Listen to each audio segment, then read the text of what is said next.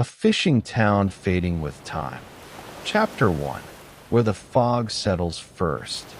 The harbor woke each morning beneath a blanket of fog, thick and gray as wool. It arrived with such regularity that the fishermen no longer remarked upon it. They simply moved through it, their boots finding the worn wooden planks of the dock by memory alone. The sea breathed beneath the mist, a slow rhythm that had marked time in this place long before the first house was built, long before the first net was cast. Thomas Harrow was usually the first to arrive. He had been coming to the harbor for 43 years, first as a boy trailing behind his father, then as a young man with his own boat, and now as someone whose hands knew the ropes and rigging better than they knew anything else. His boat, the Morning Star, sat low in the water at the end of the third pier. The paint had faded from bright blue to something closer to the color of old denim. He didn't mind. The boat still floated, still moved when the engine turned over, still brought him home. He descended the dock slowly. There was no rush. There had not been a rush for many years. The other boats bobbed gently in their places, most of them dark and silent. A few showed signs of recent repair, fresh wood nailed over old, new rope coiled beside frayed lengths that someone had been too tired to throw away. The harbor held perhaps 30 boats in all, though only a dozen went out with any regularity. The rest sat waiting, their owners having found work elsewhere or simply grown too old, too tired, too uncertain of what the sea might offer them. The water was calm. It was almost always calm in the early morning, before the wind picked up, before the world fully woke. Thomas stepped aboard the Morning Star and began his routine. He checked the fuel, though he had checked it the evening before. He examined the nets, though they had not moved in the night. He tested the radio, listening to the static hiss before tuning it to the channel where voices sometimes emerged, other fishermen reporting their positions, the Coast Guard issuing weather advisories that rarely changed. Behind him, the town rose up the hillside in layers. The houses closest to the water were the oldest, their foundations built of stone hauled from the cliffs to the north. Above them, newer houses spread in loose rows, connected by narrow streets that wound upward like threads. Most of the windows were dark. A few showed the warm glow of kitchen lights where other early risers prepared coffee, fried eggs, stood looking out at the same fog that had greeted them yesterday and the day before. The bakery would open soon. Margaret Brennan would unlock the door at 6:30, just as she had done for the past 28 years. The smell of bread would drift down to the harbor, mixing with the salt air and the faint trace of diesel from the boats.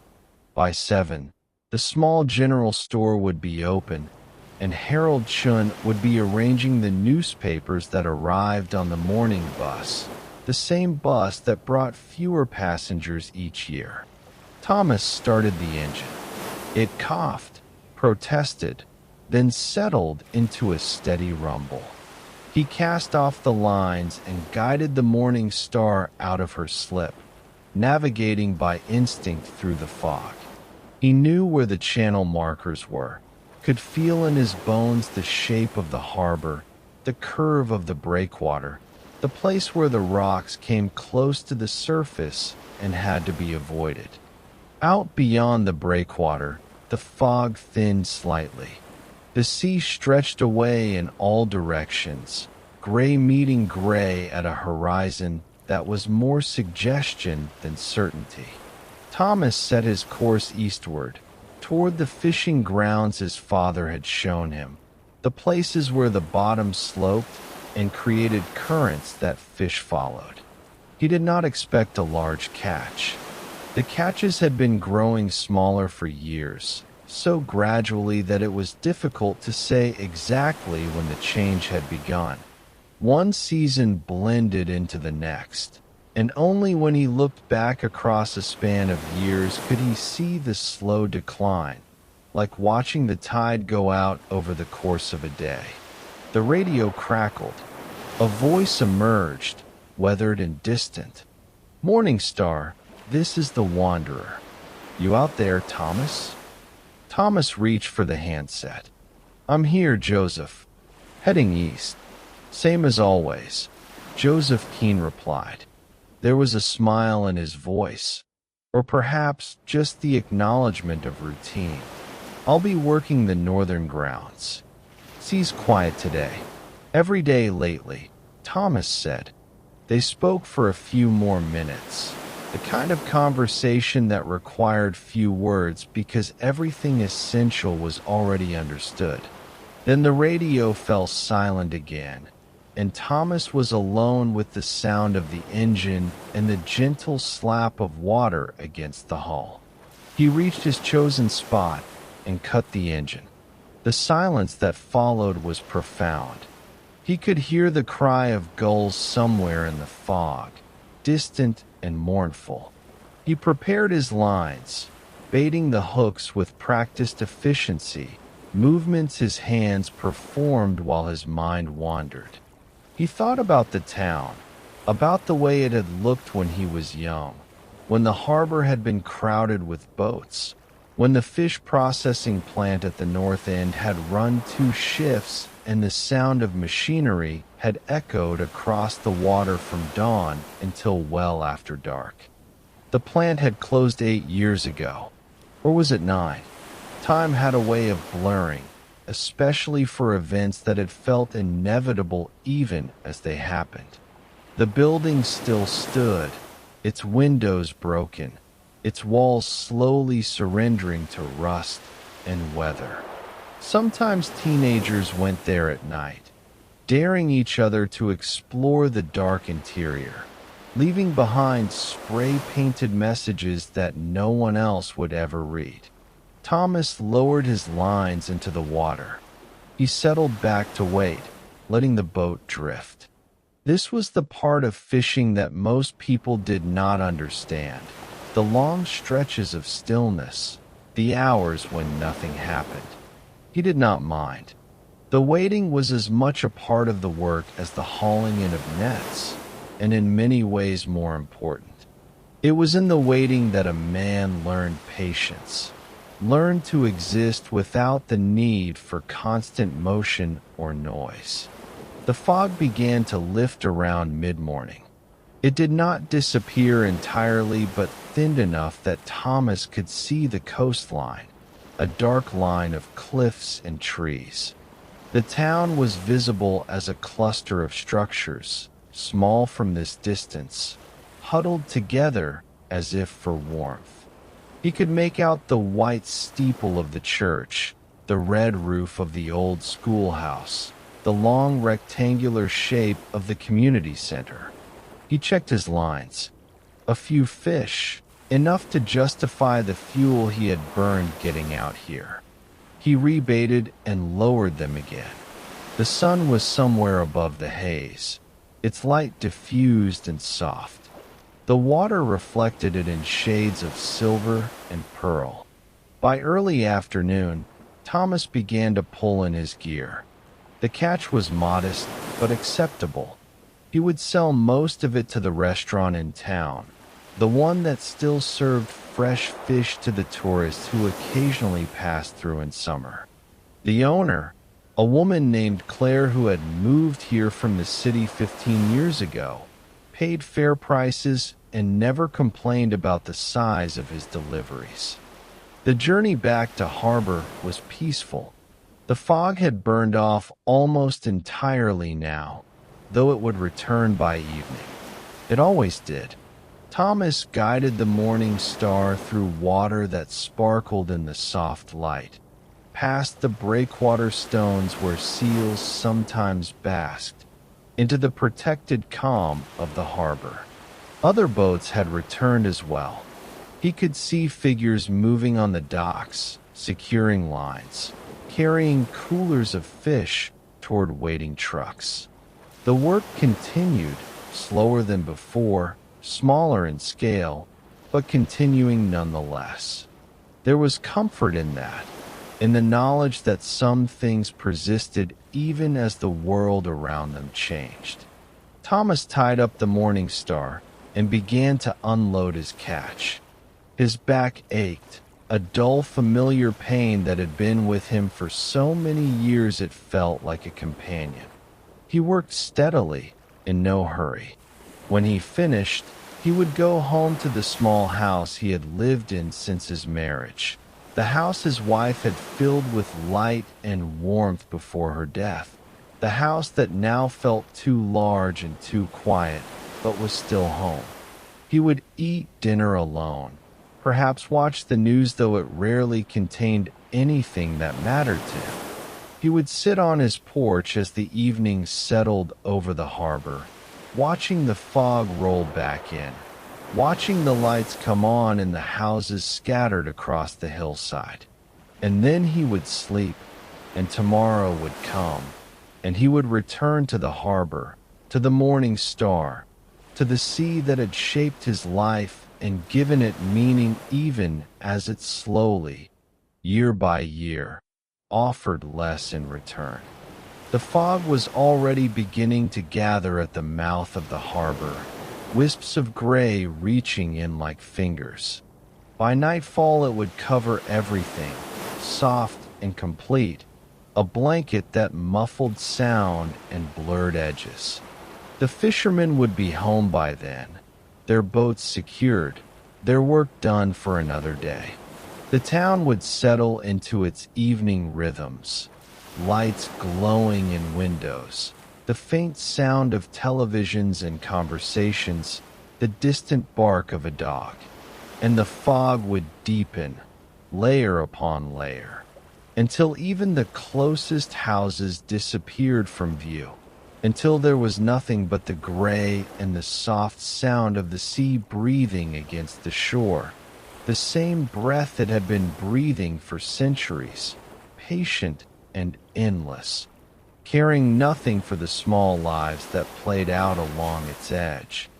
Chapter 2. The Weight of Empty Nets. The community center stood on Harbor Street, its wooden siding painted a faded yellow that might once have been cheerful. Inside, folding chairs were arranged in loose rows facing a small stage where school plays had been performed, town meetings held, and dances celebrated when there had been more young people to do the dancing. Now the chairs held perhaps 20 people on a good night, their meetings more ritual than necessity, a way of maintaining connection in a place where connections had begun to fray. Sarah Chun arrived early on Tuesday evening, as she usually did. She was Harold's daughter, born in this town and returned to it after a decade working in the city as an accountant. That had been 5 years ago, when her father's health had begun to fail and someone needed to help with the store. The accounting firm she left behind had promised to keep her position open for 6 months. That deadline had come and gone, and Sarah had discovered that she did not particularly mind. The city had been loud and fast and anonymous in ways that had exhausted her. Here, she knew the names of everyone she passed on the street, knew their histories and their habits, knew which mornings they would be grumpy and which days they would stop to talk about the weather. She unlocked the community center and turned on the lights. The fluorescent tubes flickered before settling into a steady hum. The building smelled of old wood and floor polish, a scent that reminded her of childhood, of sitting in these same chairs watching her classmates stumble through holiday pageants. There had been 32 students in her graduating class. The most recent class had numbered 9. She began to set up for the meeting. There was coffee to make, ancient urns that sputtered and spat, but eventually produced something drinkable. There were papers to arrange, agendas she had typed up at the store during slow afternoon hours.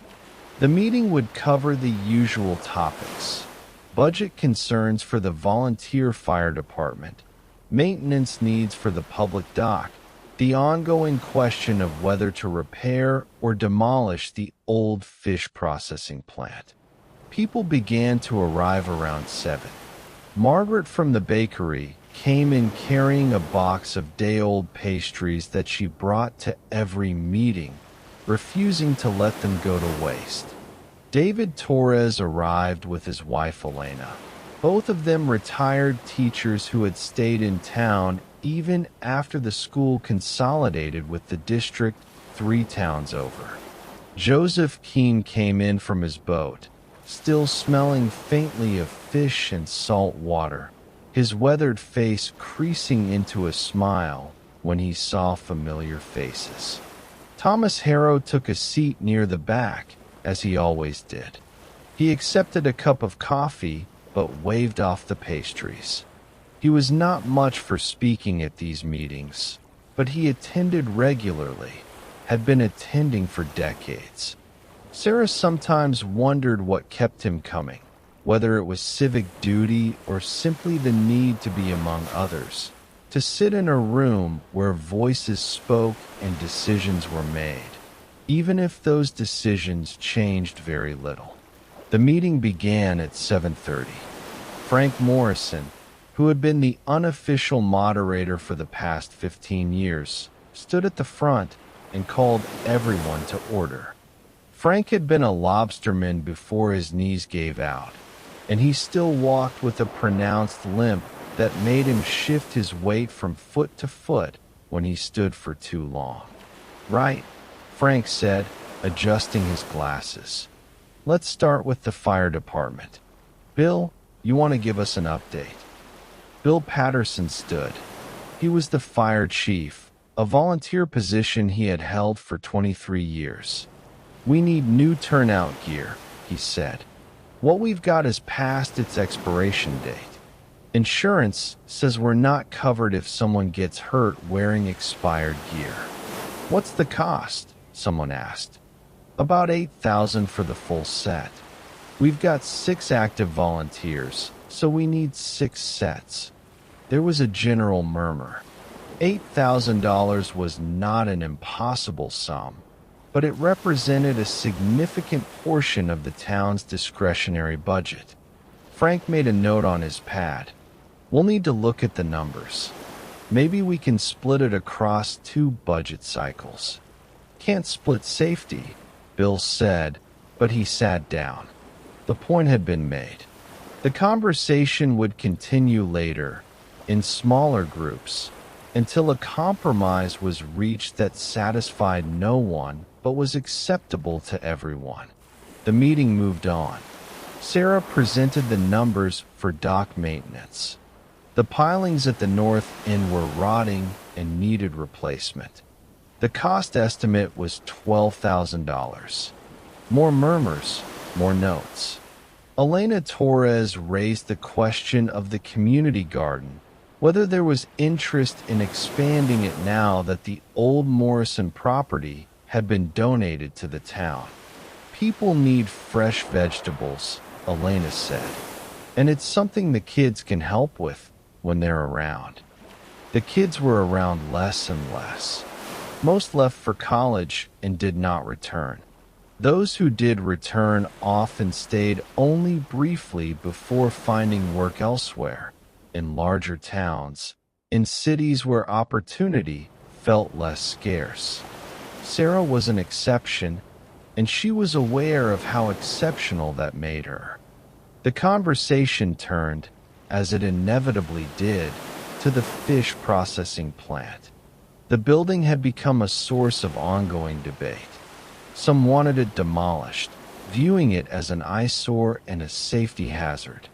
Others argued for preservation, though none could articulate exactly what it should be preserved for. A few held out hope that it might be renovated, converted into something useful, though no one could agree on what that something might be. "It's just sitting there," Margaret said. "Kids break in, vandals spray paint everywhere. Someone's going to get hurt." "It's part of our history," David Torres countered. "My father worked there for 30 years. Half the people in this room have some connection to that plant." "History doesn't keep the roof from caving in," Margaret replied. Frank raised his hands, a gesture of peace. "We've been over this before. The cost to demolish is about the same as the cost to make it safe enough to keep standing. We don't have the money for either right now. So it would continue to stand, slowly deteriorating, a monument to industry that had once sustained this place and then departed, leaving only rust and broken glass behind." The meeting lasted an hour and a half. When it ended, people lingered, talking in small groups, reluctant to return to empty houses. Sarah cleaned up the coffee urns while Margaret collected her pastry box, now empty. Thomas approached the table where Sarah was stacking chairs. "You do good work organizing these," he said. Sarah smiled. "Someone has to. Your father doing all right? Some days better than others. The store keeps him busy. I think that helps."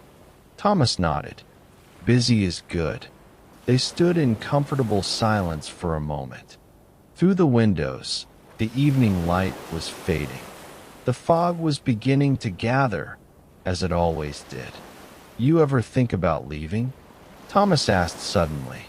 But the world had always been moving, she thought. And places like this had always existed on its edges, small communities where time passed differently, where change arrived slowly if it arrived at all. There was value in that, in being a place where people knew each other, where the pace of life allowed for breath and thought, and the simple pleasure of watching fog roll in over familiar water. She ate dinner with her father when he woke, and they talked about small things, the kind of conversation that required no effort because they had been having versions of it for years.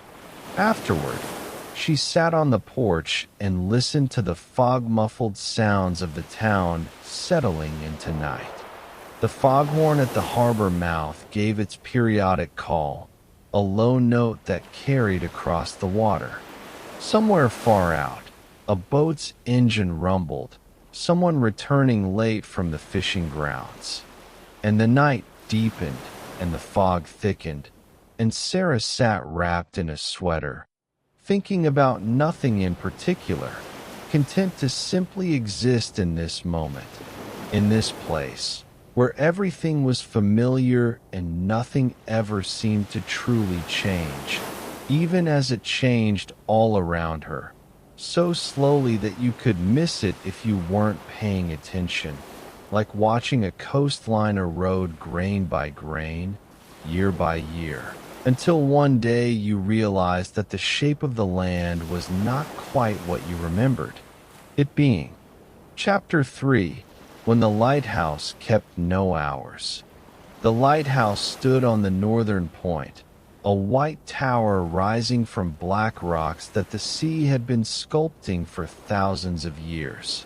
It had been built in 1887, its light guiding ships past the dangerous shoals that lurked beneath the surface, the rocks that had claimed vessels in the years before anyone thought to place a warning here.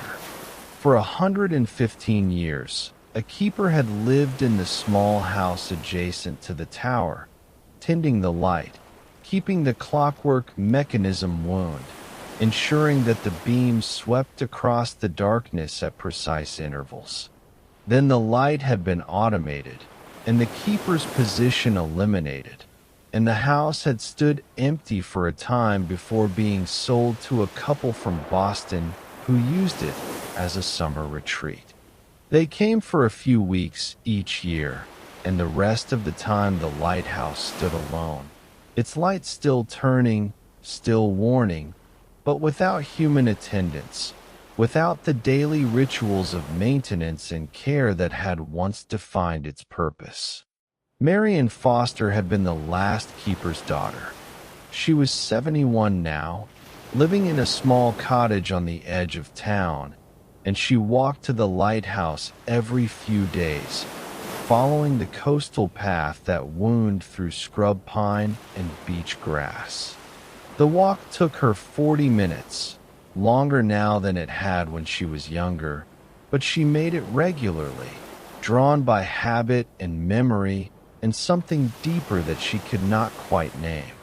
The path was worn smooth by her feet and the feet of others who occasionally came this way. Hikers in summer, teenagers seeking privacy, artists hoping to capture the particular quality of light that existed here, where land met, sea met sky in configurations that shifted with weather and season and time of day.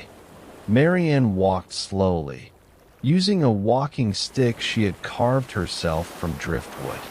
The stick was smooth and gray, shaped by salt water before she had found it, and shaped further by her hands, by years of use. She knew every turn of the path, every place where roots crossed the trail, every view where the trees opened enough to see the water. The lighthouse came into view gradually, first its top visible above the trees, then more and more of it until the full structure stood revealed. It still looked much as it had in her childhood, though the paint was fresher now, maintained by the historical society that had taken ownership after the summer people stopped coming. The Fresnel lens had been replaced with an automated beacon, less beautiful but equally functional. She climbed the rocks to the keeper's house. The door was locked, but she had a key, given to her by the historical society in recognition of her family's connection to this place. Inside, the house was bare, stripped of furniture and personal effects. Her footsteps echoed on the wooden floors. Light came through windows that looked out at nothing but ocean, endless and gray. She stood in what had been the kitchen, where her mother had prepared countless meals, where the smell of coffee had mingled with salt air every morning. The stove was gone. The table where the family had eaten was gone. Only the built-in shelves remained, empty now of the dishes and books and small objects that had made this a home rather than just a structure. Upstairs, the bedrooms were equally bare. She went to the one that had been hers, a small room with a window facing east. She had woken to sunrises in this room, had watched storms approach across the water, had spent hours reading and dreaming and wondering what lay beyond the horizon that she could see but never reach. Her father had been a quiet man, dedicated to his work with a seriousness that bordered on reverence. The lighthouse was not just a job to him, but a calling, a responsibility that he bore with pride. He had taught Marianne about the importance of reliability, of being the constant in a world of variables. The light had to turn. It could not fail. People's lives depended on it. When she was 12, a storm had come through with winds that tore shingles from roofs and uprooted trees. The power had gone out, and her father had wound the lighthouse mechanism by hand, cranking the weights that turned the gears that rotated the lens. He had worked through the night, winding and winding, refusing to let the light go dark. In the morning, when the storm had passed, a fishing boat had entered the harbor. The captain had come to the lighthouse to thank her father. He had been caught in the storm, he said, had been blown off course, and it was the lighthouse that had guided him back to safety. Mary Ann remembered her father's face when he heard this, the quiet satisfaction, the sense of purpose fulfilled. He had nodded and said very little, but that night at dinner he had seemed lighter somehow, as if a weight had been lifted or a question answered. She went back downstairs and out to the tower itself. The door was locked, but she did not need to go inside. She knew what was there. The spiral stairs that climbed up and up, the small chamber at the top where the light turned, the windows that offered views in all directions. She had climbed those stairs thousands of times as a child, had stood at the top and felt like she could see the entire world. She had never married. There had been opportunities, relationships that might have led somewhere if she had allowed them to. But something in her had resisted, had remained fixed on this place, on the rhythm of tides and the turning of the light, and the particular quality of solitude that came from living at the edge of the world. The sun was lowering toward the horizon, though it was difficult to see through the haze. The fog would come soon, was already gathering in wisps at the periphery of vision. Mary Ann stood and began her walk back to town, following the path that her feet knew by heart. The walk back always felt shorter. She emerged from the trees onto the road that led into town, past the houses that marked the northern edge of settlement. Lights were coming on in windows. Smoke rose from chimneys where fires had been lit against the evening chill. She stopped at the general store. Harold was behind the counter, arranging cans on shelves with the slow deliberation of someone for whom the work was as much about having something to do as about actual necessity. He looked up when she entered and smiled. "Evening, Mary Ann." "Evening, Harold." She bought milk and bread, items she needed but could have done without for another day. The transaction was brief but felt important, a moment of connection, of being part of the small economy of exchanges that kept this community functioning. Outside again, she walked the last few blocks to her cottage.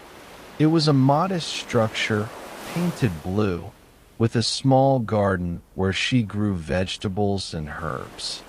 Inside, a cat waited, a gray tabby named Keeper who had appeared on her doorstep 3 years ago and decided to stay.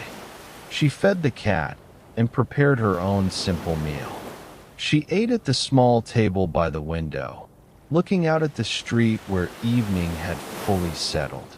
A car passed, its headlights cutting through the gathering fog. Then silence, broken only by the distant sound of the foghorn, that low recurring note that had been part of the soundtrack of her life for as long as she could remember. After dinner, she sat in her chair and picked up the book she was reading, a novel about people in a different time and place, their concerns and dramas feeling both foreign and familiar. She read for an hour, then set the book aside and simply sat, listening to the fog press against the windows, listening to Keeper purr in her lap, listening to the quiet that was never quite complete because there was always the sea, always breathing, always present just beyond the edge of hearing. And the night continued its slow unfurling, and the lighthouse beams swept across the fog-bound coast. And Mary Ann sat in her small cottage thinking about time and change and the strange persistence of places that seemed to exist outside of normal progression, where yesterday and today and tomorrow blended together into something that was neither past nor future, but simply ongoing. A continuous present that stretched out in all directions like the sea itself, vast and patient and fundamentally indifferent to the small lives that played out along its margins. Chapter 4. The Rhythm of Shuttered Windows. The school building stood empty now, its windows dark, its playground overgrown with grass that no running feet trampled. It had been built in 1952, a single-story brick structure designed to hold 200 students from kindergarten through 8th grade. At its peak, it had done exactly that. Classrooms full, hallways noisy with the chaos of children moving between lessons, the cafeteria serving hot meals to long lines of hungry students. The consolidation had happened 6 years ago. It had been discussed for several years before that. The numbers carefully examined, the costs weighed against dwindling enrollment. In the end, the decision had been presented as inevitable, which perhaps it was. The students now rode a bus 40 minutes each way to a larger school 3 towns over, joining classes with children from 4 other small communities that had all found themselves in the same situation. Claire Morrison had taught 3rd grade in the school for 18 years. She had been among the last teachers to leave, had helped pack up the classroom libraries and art supplies, had watched as desks were loaded onto trucks and driven away to their new locations. The building had been left largely intact otherwise, the chalkboards still on the walls, the alphabet still displayed above what had been the kindergarten room, the basketball hoops still standing in the gymnasium, though the nets had long since rotted away. She walked past the school sometimes on her way to the restaurant where she now worked. It had been a difficult transition, from teaching to waiting tables and managing the small kitchen, but she had made it without complaint. Work was work, and she was grateful to have it. Grateful that the restaurant owner had been willing to hire someone with no food service experience beyond cooking for her own family. The restaurant, called simply the Harbor, was housed in a converted store near the waterfront. It had 12 tables, a small bar, and a menu that changed based on what was available and what Claire felt like preparing. In summer, tourists sometimes stopped, drawn by the promise of fresh seafood and the charm of eating in a place that felt authentic, untouched by the homogenization that had overtaken so many coastal towns. But summer was brief, and the rest of the year the restaurant served mostly locals, people who came because they wanted somewhere to go besides their own kitchens, because they valued the social aspect of a meal shared in a public space, even if that space was familiar to the point of being routine. Claire arrived each morning at 10 to begin preparations for lunch. She unlocked the door and turned on the lights and started coffee brewing in the large urn that produced a steady stream throughout the day. The kitchen was small but well organized, everything in its place because Claire had arranged it to match the logic of her movements, the flow of cooking. She chopped vegetables. She prepared stocks. She checked the fish that Thomas Harrow or one of the other fishermen had dropped off earlier, evaluating its freshness, deciding how to best prepare it. Some days she made chowder. Some days she pan-fried fillets and served them with lemon and herbs. The menu was written on a chalkboard behind the bar. The words changed daily in her careful script. One afternoon, a stranger came in, a man in his 40s wearing clothes that marked him as from elsewhere. He ordered coffee and a sandwich and asked questions about the town, the kind of questions that made Claire wary. He was thinking of buying property, he said. He was interested in the investment potential. Did she think the town had a future? Claire considered how to answer. The honest response was complicated, full of qualifications and uncertainties. "It's quiet here," she said finally. "That appeals to some people. But is it growing?" The man pressed. "Are young people moving in? Is there development planned?" "No," Claire said. "It's not growing." The man nodded, making notes on his phone. He finished his meal and left, and Claire felt relieved to see him go. There had been others like him over the years, people looking for undervalued real estate, for opportunities to buy low and sell high when the market turned. Some had bought properties, old houses that they renovated and turned into vacation rentals.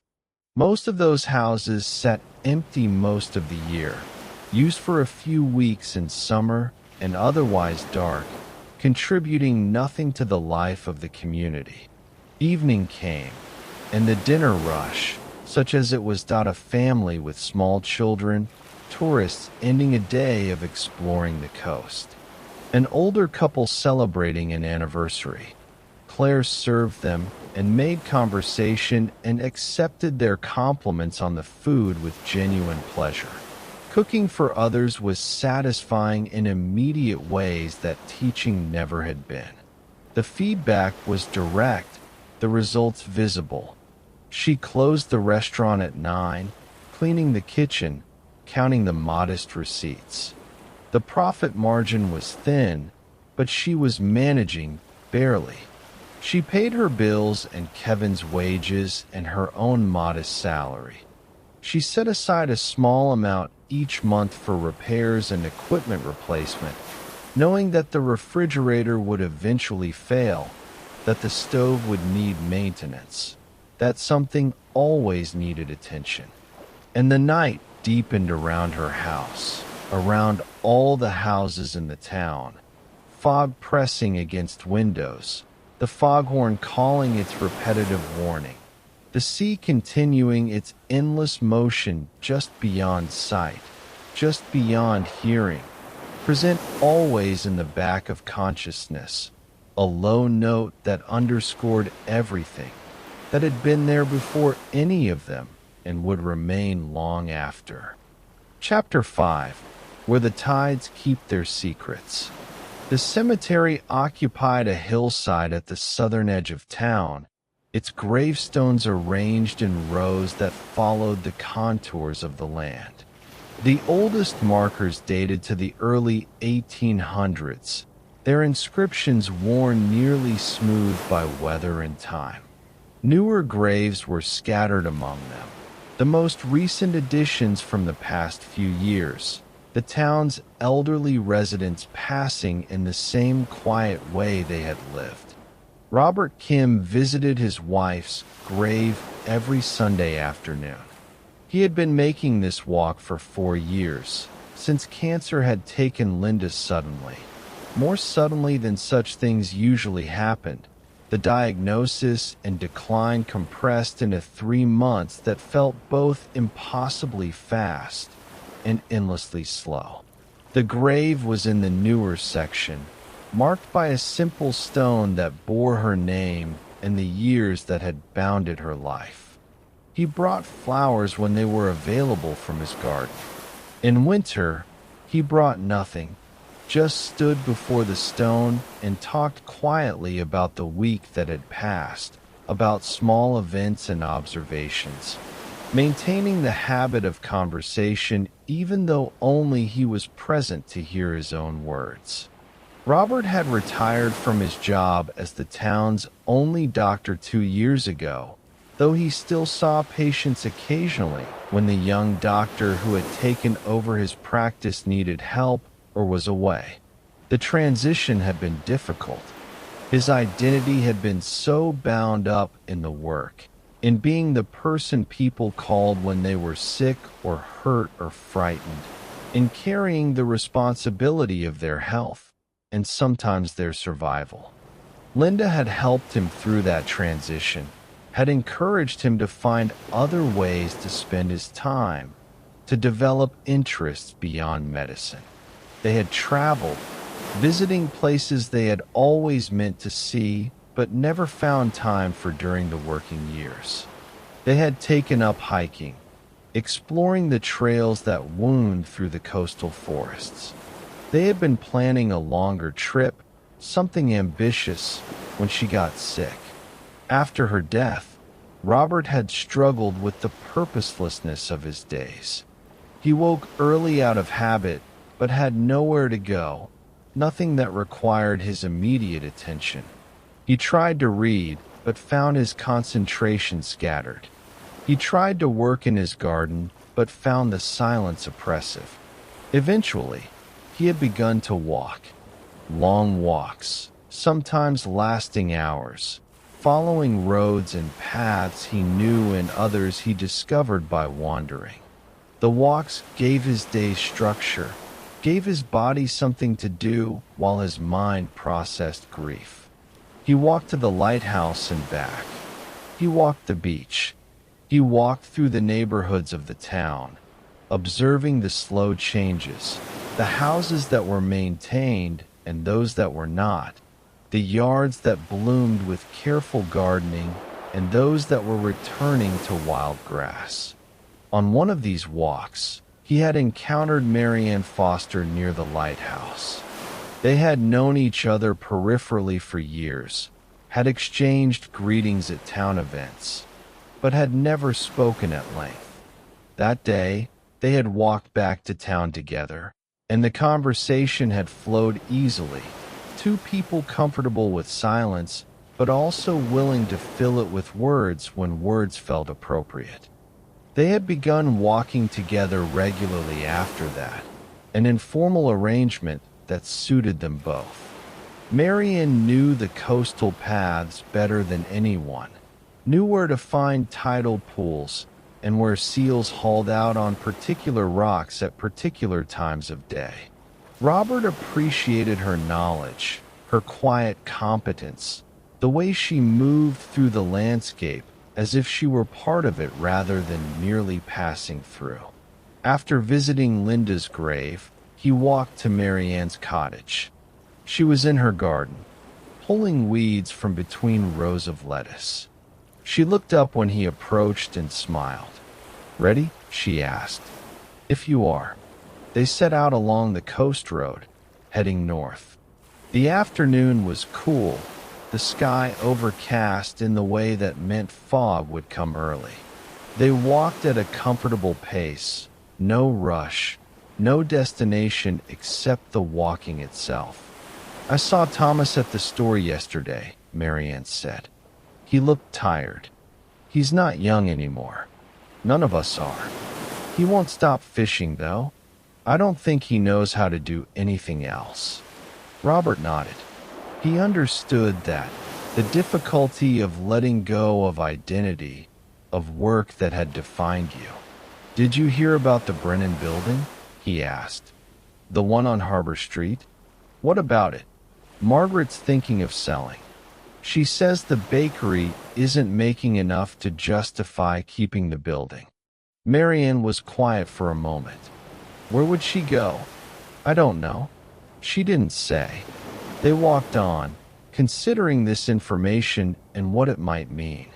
The bakery was one of the constants, had been for as long as either of them could remember.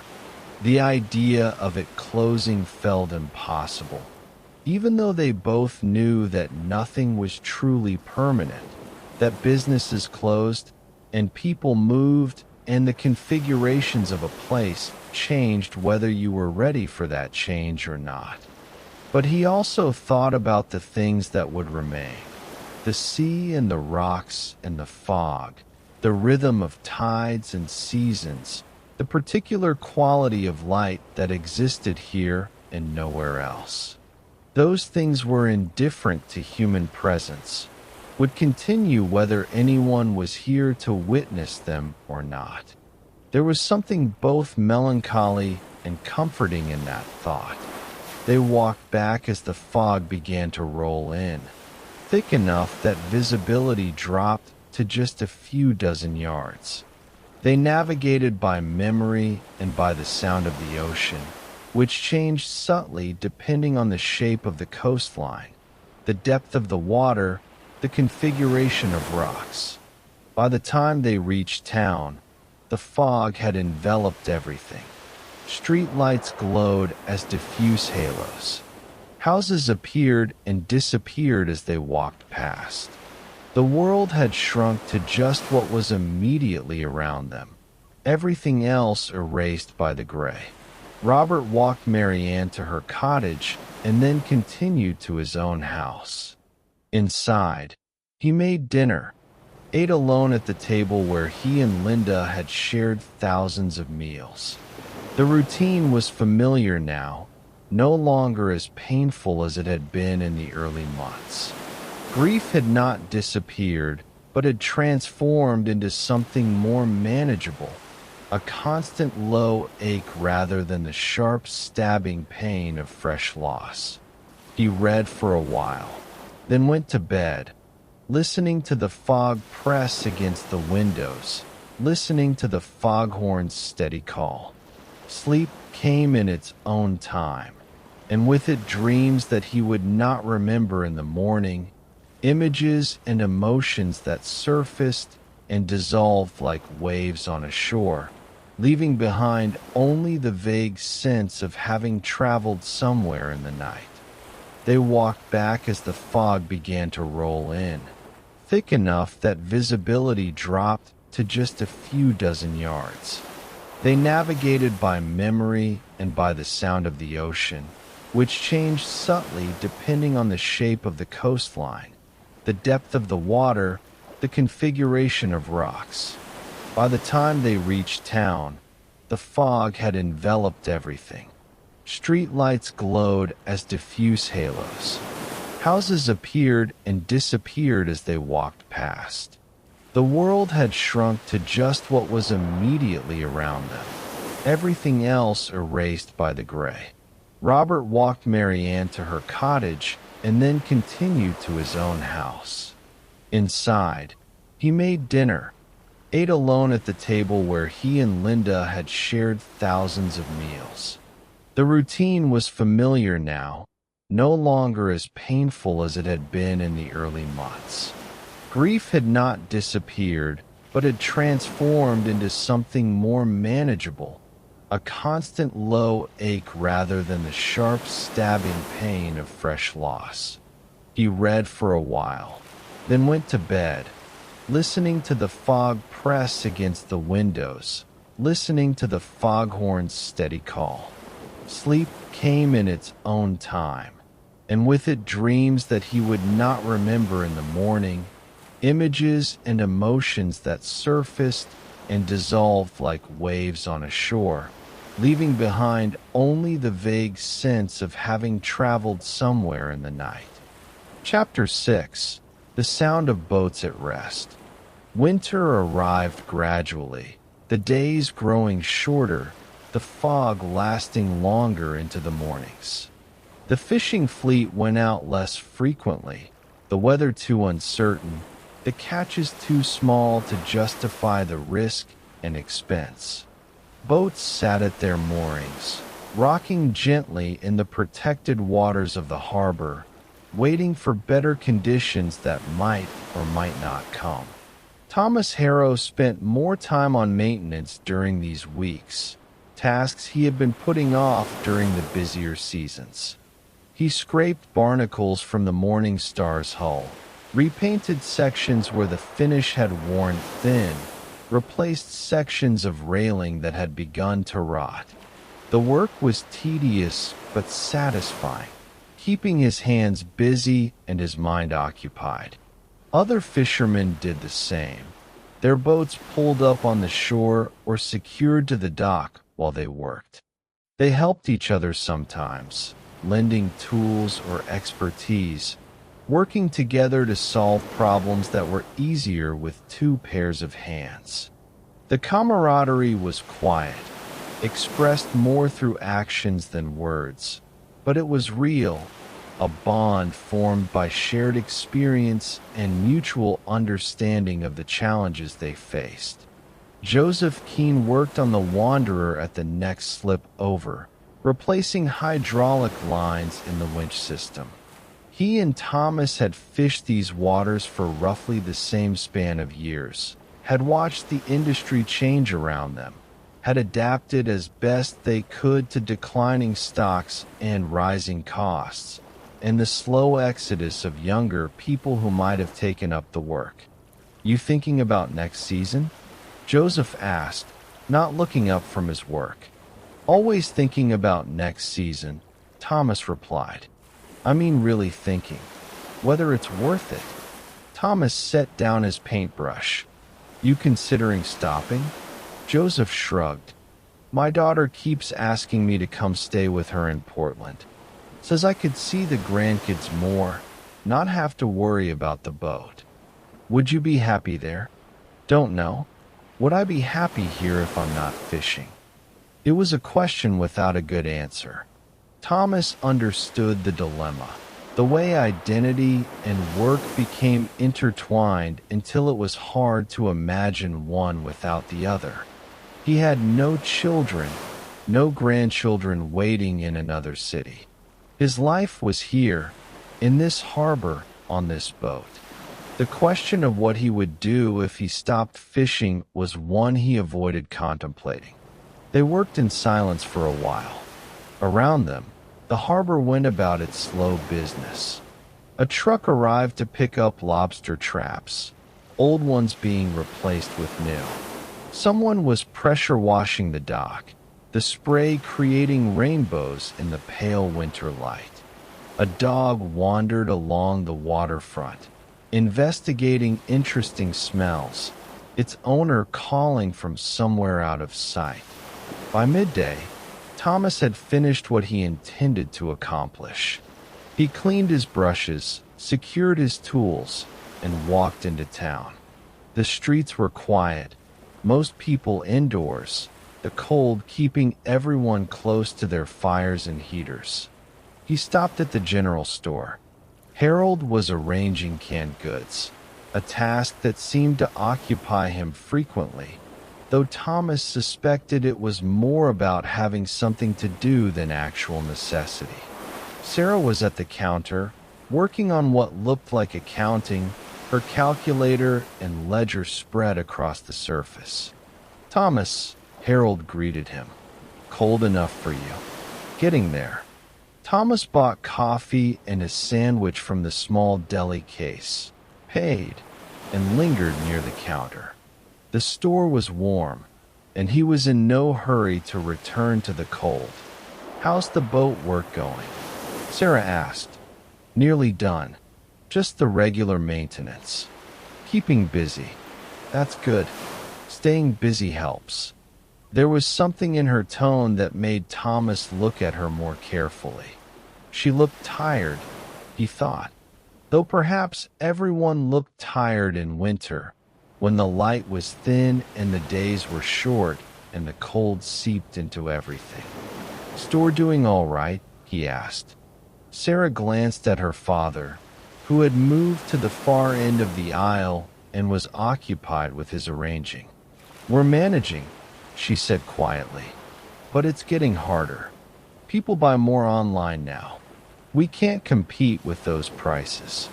People still need somewhere local." "I know, and we have our regulars. But it's not enough to feel really secure, you know." Thomas nodded.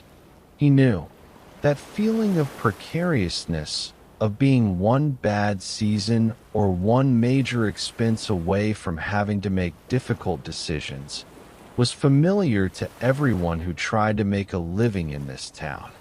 He finished his coffee and left, walking the streets without particular destination. The town was beautiful in winter, he thought, in its own austere way. The bare trees, the gray water, the fog that softened edges and created a sense of intimacy, of existing in a small world bounded by what you could see and hear. He passed the community center, dark in the middle of the day. He passed the restaurant, where Claire was visible through the window, preparing for the few customers who might come in. He passed the old school, its empty windows reflecting nothing back, its playground silent. At the edge of town, he turned and walked back, his route a circuit he had walked hundreds of times, knew so well he could have navigated it blind. The familiarity was comforting, the way the landscape responded to his presence with its own familiarity, as if the buildings and streets knew him as well as he knew them. Evening came early in winter.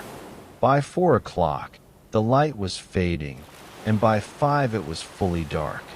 Thomas returned home to his small house, turned on the lights, made dinner. The television played in the background, news from places that felt very distant, events that seemed to matter to others but had little relevance to his life.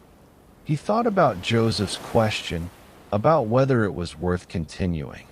The answer should have been simple, but it wasn't. Fishing was what he knew, what he had always done.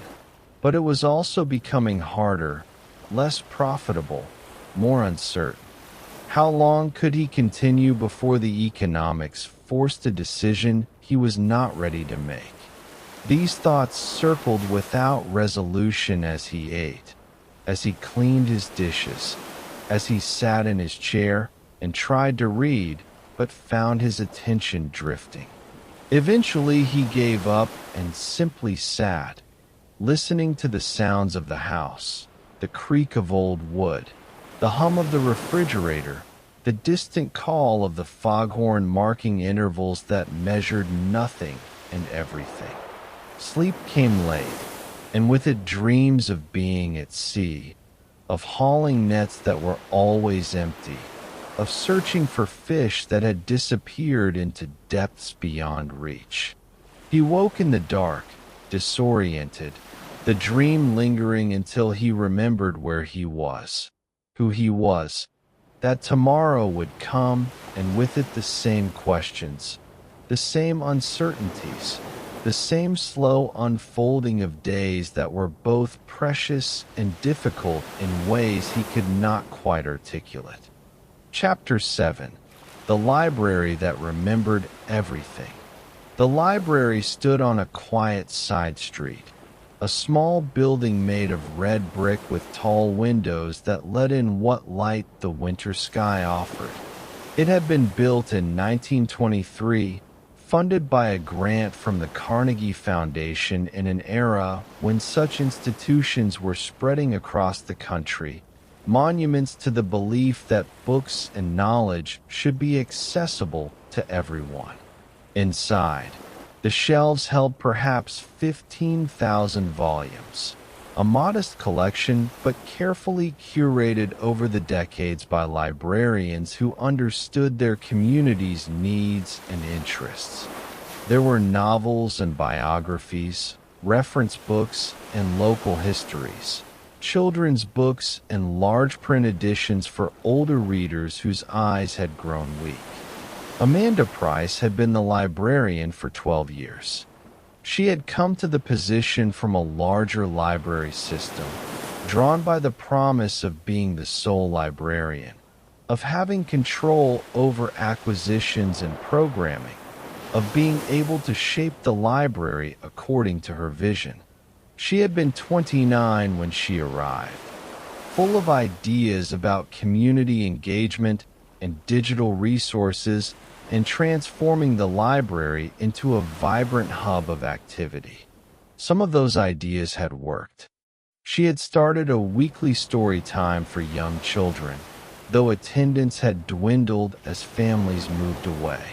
She had organized reading groups and author talks, with varying degrees of success. She had computerized the catalog system and added internet access. Changes that felt revolutionary at the time, but were now simply expected. But many of her ambitions had foundered against the reality of a small town with limited resources and a shrinking population. The programs that thrived in larger libraries struggled here, where the potential audience was so small that a successful event might draw 8 people instead of 80. Still, she loved the work.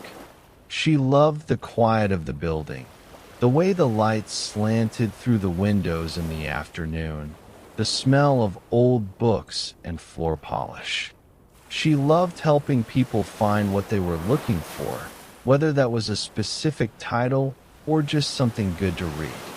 She loved being the guardian of this collection, responsible for maintaining and expanding it, for ensuring that these books continued to be available to anyone who wanted them.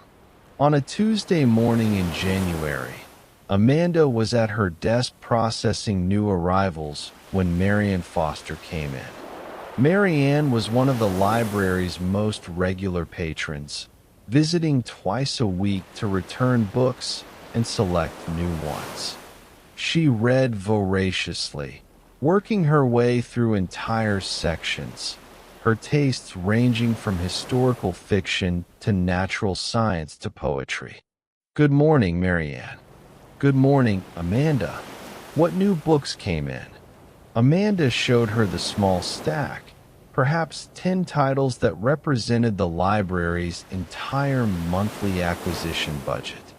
Marianne examined them, selected 3, and brought them to the desk to be checked out. "How's your father doing?" Amanda asked as she scanned the books. "Good days and bad days. He's slowing down, but he's still sharp. Still walks to the lighthouse when the weather's decent." "That's good. It's important to keep moving." They chatted for a few more minutes, the kind of easy conversation that comes from years of regular interaction. Then Marianne left, and Amanda returned to her processing, recording the new books in the computer system, applying plastic covers to the dust jackets, preparing them for circulation. The morning passed quietly. A few patrons came and went, selecting books, using the computers, browsing the magazines. Amanda answered questions, helped someone find information about applying for Medicare, showed a child where the picture books were kept. At lunch, she ate at her desk, a sandwich from home accompanied by tea. Through the windows, she watched people pass on the sidewalk, their movements unhurried, their destinations predictable. The woman from the post office heading to the restaurant. A teenager walking toward the general store, hands in pockets against the cold. An older man she didn't recognize, possibly a tourist, though tourists were rare in winter. The afternoon brought more visitors. Robert Kim came in to return a biography and check out 2 novels. Claire Morrison stopped by to browse the cookbook section, looking for inspiration for new menu items. David Torres spent an hour in the local history section, researching something for a project he was working on, a book about the town he had been compiling for years, interviewing old residents and collecting photographs and documents. "How's the book coming?" Amanda asked when David came to the desk. "Slowly. There's so much material, and I keep finding new things. I'm not sure I'll ever finish it. The journey is the point, right?" David smiled. "That's what Elena says. But I'd like to see it completed before I'm too old to remember why I started."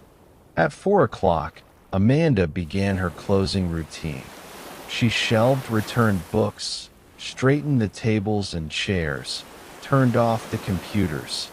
The building grew quiet as the last patrons left, just the sound of her footsteps on the old wooden floors, the creak of shelves as she pushed books into place. She loved this time of day, the library to herself, the sense of being surrounded by all these stories and ideas, all this accumulated knowledge. Each book represented someone's effort to communicate, to share something they thought mattered. Even the books that were rarely checked out, that sat on shelves gathering dust, had their own quiet dignity, their own patient waiting.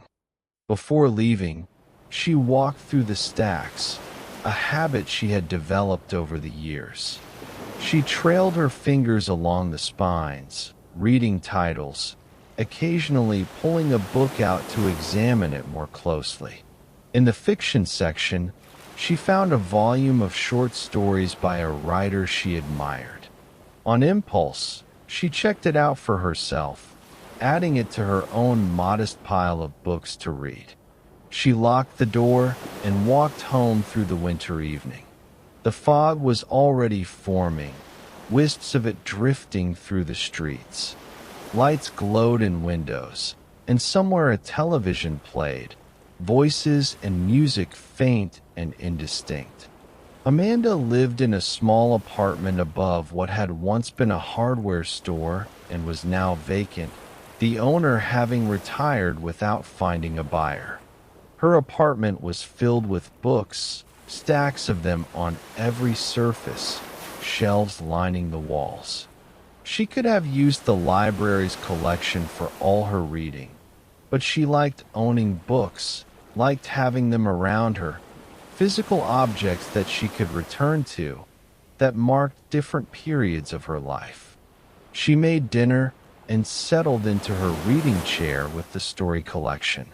Outside, the fog thickened, and the town disappeared into its familiar evening routine, each household enclosed in its own small world of light and warmth, connected to the others by invisible threads of shared place and history, and the slow passage of time that bound them all together whether they recognized it or not. And the night expanded around her, around everyone, the fog pressing close, the foghorn calling its regular warning, the sea beyond continuing its eternal movement. And Amanda read her stories, lost in other lives and other places while remaining firmly rooted in this one. This small library in this small town. This life she had chosen and continued to choose even as the questions about its future grew more insistent, even as the certainty of continuation gave way to something more tentative, more provisional, more dependent on the will and determination of the few people who remained committed to staying, to maintaining, to believing that something worth preserving existed here, in these quiet streets, in these old buildings, in the persistence of routines and relationships, and the small kindnesses that marked each day. Chapter 8. When spring arrived without announcement. The change from winter to spring happened so gradually that no single day marked the transition.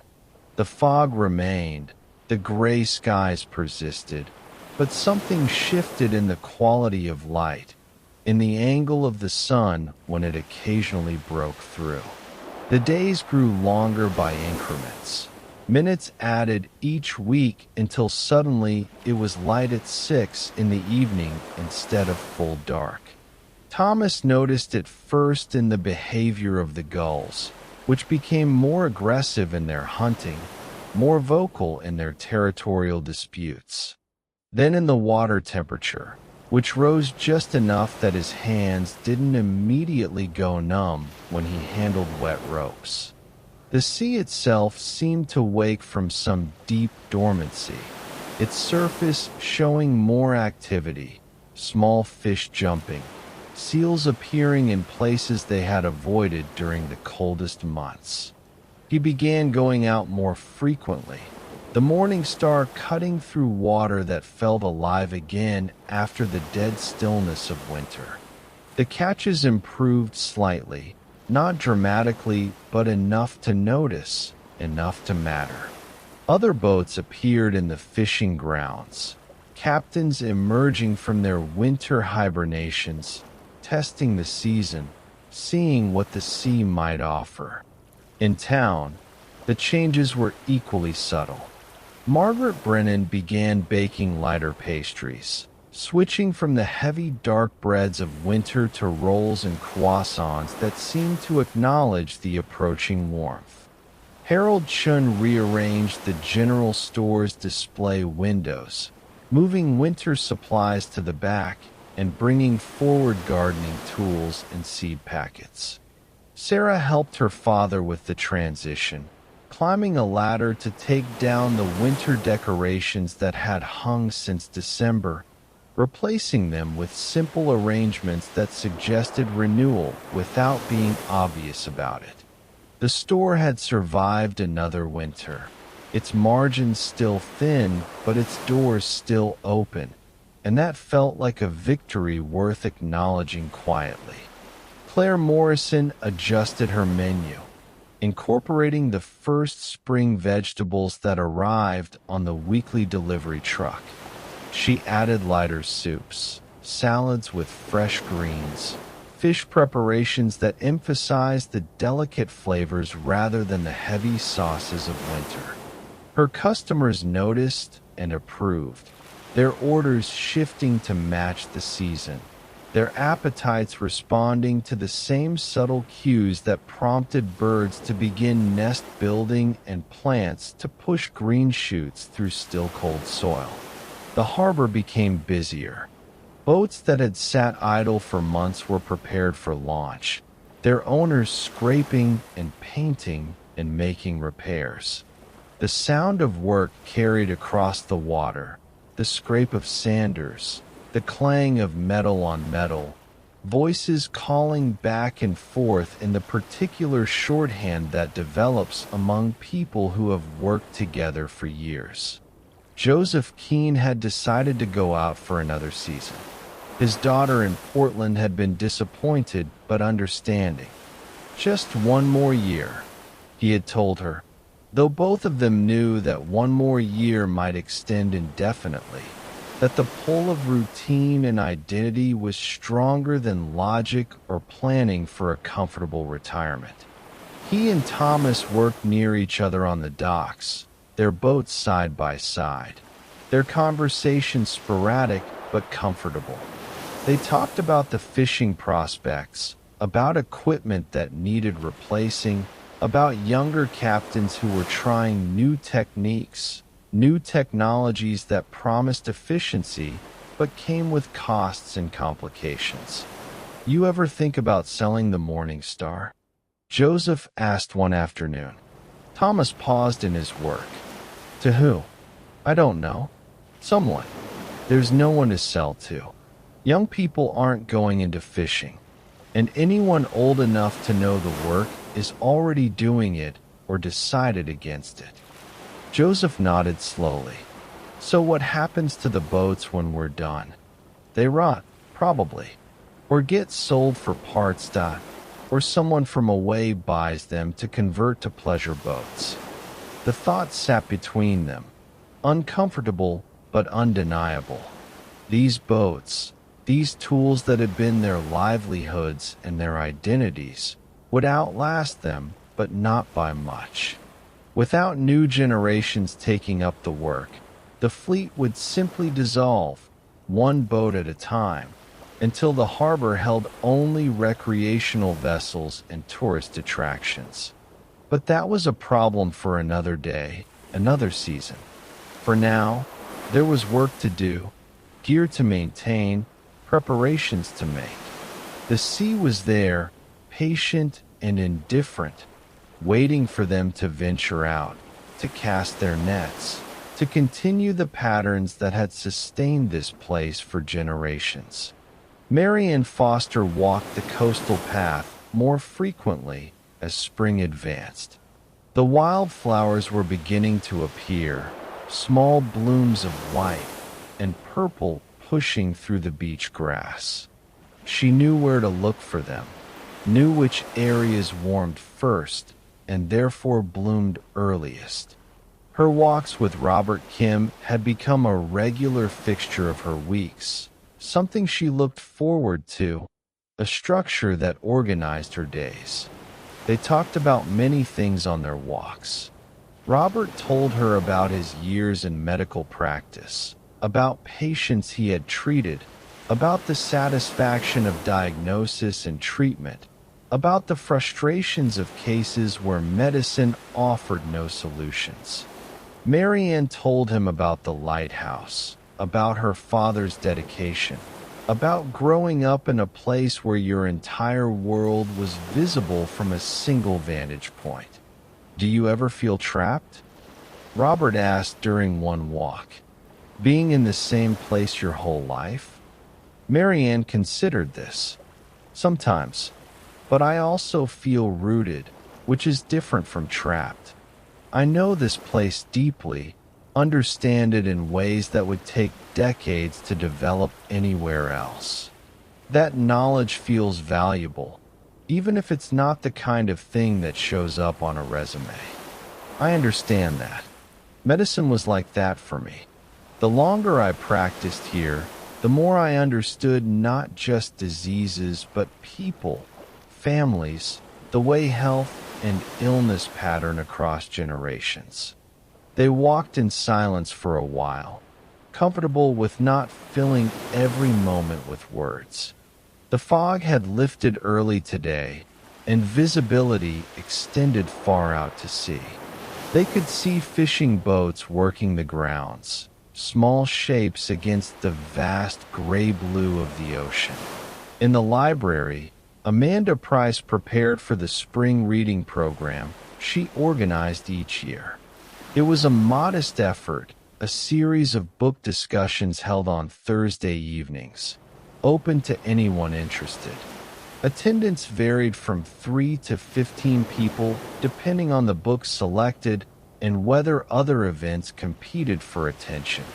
This year she had chosen a novel about a rural community facing economic decline, thinking it might resonate with her patrons' own experiences. She ordered copies through the interlibrary loan system, enough for 20 people, though she expected half that number at most. The first meeting drew 11 people, a good turnout. They arranged chairs in a circle in the library's small meeting room, and Amanda led them through a discussion that started hesitantly but gained momentum as people found connections between the fictional community and their own. "It's like reading about ourselves," Margaret said at one point. "Except they're in the Midwest and we're on the coast." "The specifics are different," David Torres agreed, "but the patterns are the same. Young people leaving, businesses closing, the sense that something important is being lost." "Is it actually being lost, though?" Claire Morrison asked. "Or is it just changing into something different?"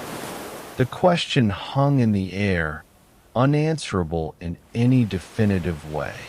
They talked around it for the rest of the evening, exploring different perspectives, sharing their own fears and hopes, finding in the fictional story a way to discuss their real situation without the defensiveness that sometimes arose in more direct conversations about the town's future.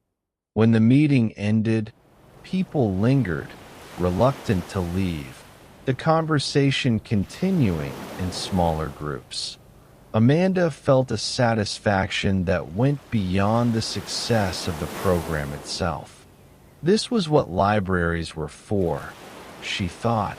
Creating spaces where communities could gather, where difficult topics could be explored safely, where the shared experience of reading could become a bridge between different viewpoints and experiences. She locked up the library and walked home through streets that were still chilly but no longer felt hostile. Spring was asserting itself slowly but with determination. In yards, daffodils were beginning to bloom, bright spots of yellow against the gray-brown of dormant grass. Trees showed the first hint of buds, tight swellings on branches that had been bare for months. The town was waking up, participating in the ancient rhythm of seasons, the cycle that continued regardless of human concerns about decline or sustainability or future prospects.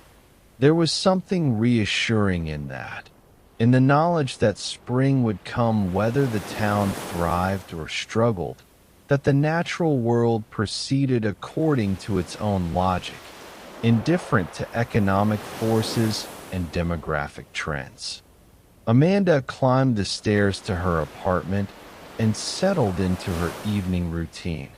She made tea and selected a book from her shelves, something she had read before but wanted to revisit. Outside her window, the town grew quiet, lights appearing in houses, the day settling into night with the same gradual transition that had marked the shift from winter to spring. And the fog rolled in, softer now, less oppressive than it had been in the deep cold of January. The foghorn called its warning, but the note seemed different somehow, less mournful, more matter of fact. Ships would navigate by it, fishermen would orient themselves by it, and the night would pass as all nights passed, measured in hours and marked by small sounds. The creak of buildings, the distant bark of dogs, the occasional car driving slowly through fog-dimmed streets. Chapter 9. The Market That Met on Saturdays. The farmers' market had been Elena Torres's idea, proposed at a town meeting 3 years ago, and implemented with the help of volunteers who saw value in creating a space where local producers could sell directly to consumers. It operated on Saturday mornings from May through October, set up in the parking lot behind the community center. The market was small, never more than a dozen vendors, and some weeks fewer than that when weather was bad or vendors had nothing ready to sell. But it had become a fixture, something people looked forward to, a weekly gathering that served social functions as much as commercial ones. Elena arrived early on the first Saturday and made a help with setup. Folding tables were carried from storage and arranged in 2 rows. A sign was posted at the street entrance, hand-painted by a local artist, announcing the market's hours and welcoming visitors. The vendors began to arrive around 8, unloading crates of vegetables and baked goods and handmade crafts from trucks and cars. Margaret brought pastries from the bakery, items she had baked specifically for the market, things she didn't normally offer in her shop. There were fruit tarts and cinnamon rolls and small savory pies filled with vegetables and cheese. Her table was always among the most popular, customers arriving early to ensure they got their preferred items before she sold out. Harold Chun came with produce from his garden, lettuce and radishes, and early peas. The garden was too small to supply the general store, but it produced enough for him to have a presence at the market to participate in this community event. Sarah helped him set up, arranging the vegetables in appealing displays, writing price signs in her neat handwriting. Marian Foster came with Robert Kim, the 2 of them making it part of their Saturday routine. They bought vegetables and bread, chatted with vendors, ran into other people they knew, and stopped for longer conversations. The market functioned as a social hub, a place where paths crossed naturally, where connections were maintained and sometimes deepened. Children ran between the tables, not many but enough to bring energy and noise to the space. Parents called after them with warnings to be careful, to watch where they were going. A dog waited patiently beside one table while its owner shopped, accepting pets from passers-by, tail wagging in slow contentment. By noon, the market was beginning to wind down. Vendors started packing up, especially those who had sold out their inventory. Margaret's table was bare except for a few pastries she would take home or donate to someone who needed them. Harold's vegetables were mostly gone, just a few bunches of radishes remaining. Elena helped with cleanup, folding tables, and carrying them back to storage. Other volunteers assisted, the work going quickly with many hands. Within an hour, the parking lot was empty again, returned to its usual quiet state. No sign remaining of the temporary marketplace that had occupied it. But the effects of the market extended beyond the physical space and the hours it operated. The social connections made there, the conversations begun or continued, the small transactions that kept money and goods circulating locally, all of these contributed to something larger, harder to quantify, but nonetheless real. The market was one more thread in the fabric that held this community together, one more reason for people to stay engaged, to participate, to believe that what they were doing mattered.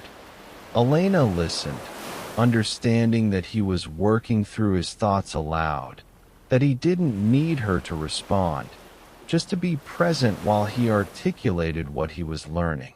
This was how they had always worked, separately but together, each pursuing their own interests but sharing them with each other, creating a partnership built on mutual respect and genuine curiosity about what the other was thinking.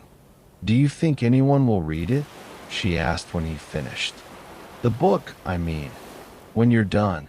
David shrugged. "I don't know. Maybe a few people.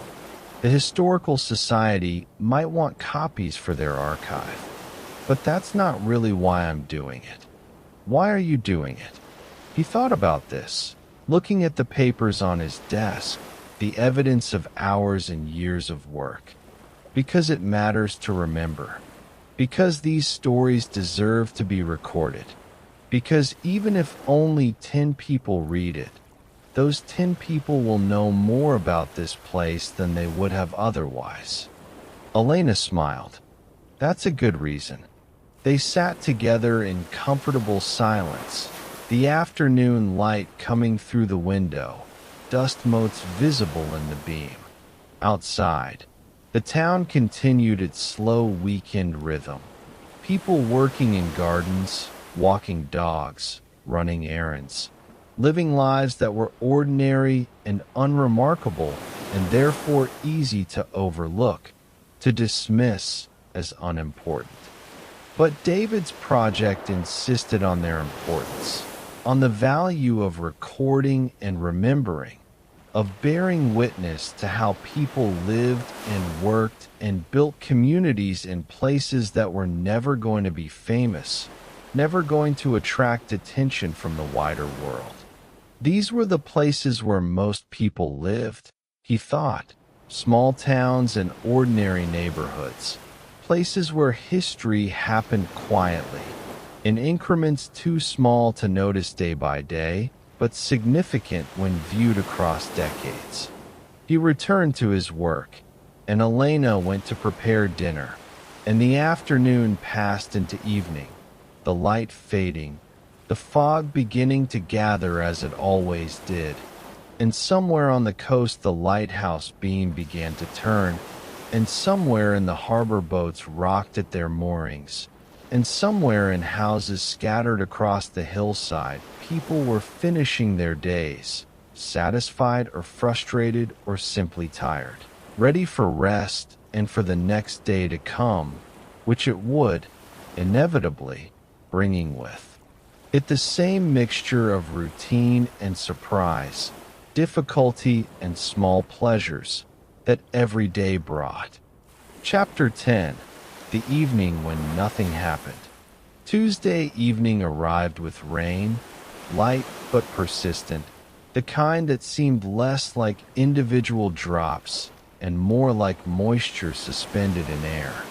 Thomas Harrow sat on his porch watching it fall, a cup of tea growing cold in his hands. The harbor was obscured by the combination of rain and fog, visible only as a gray presence, the boats lost somewhere in the murk. He had gone out that morning, returned by noon with a modest catch. The fish had been delivered to Claire at the restaurant. Payment received, the transaction completed in the way it had been completed hundreds of times before. Now the evening stretched ahead, empty hours to be filled somehow. His house felt too quiet. It had felt too quiet for years, since his wife's death. But some days the silence was more oppressive than others.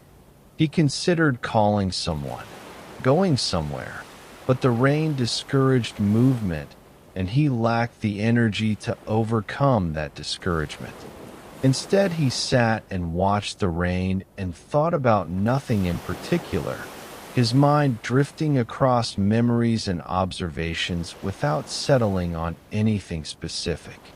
This was becoming more common. He noticed this state of vague contemplation that wasn't quite meditation, but wasn't quite thinking either. Perhaps it was what happened when you got older, when you had accumulated more past than future, when reflection became more natural than planning. Across town, Sarah Chun was closing the general store, going through the routine that ended each day. She counted the register, reconciled it with the day's receipts, made notes about items that needed reordering. The store had done adequate business, not great, but sufficient. Her father had gone home an hour earlier, tired, his energy flagging as it often did by evening. The store looked different when empty, the aisles wider, the ceiling higher, every small imperfection visible in a way that customers never noticed.